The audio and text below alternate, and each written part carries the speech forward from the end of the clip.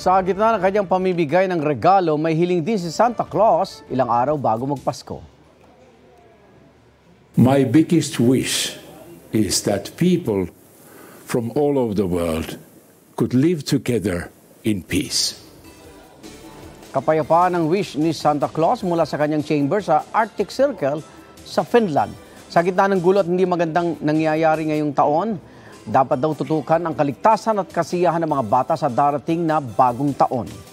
Sa Santa Village, busy na po mga elves sa pagsasaayos ng libu-libong sulat na naglalaman po ng mga Christmas wish ng mga bata. Nasa kalating milyong sulat daw ang natatanggap nila kada taon.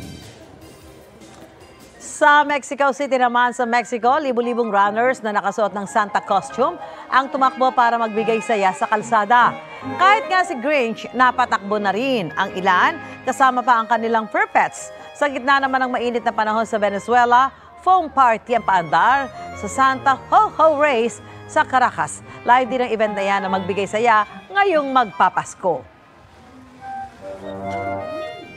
Mauna ka sa mga balita, bisitahin at mag-subscribe sa GMA Integrated News sa YouTube. Sa mga kapuso abroad, samahan nyo kami sa GMA Pinoy TV at sa www.gmanews.tv.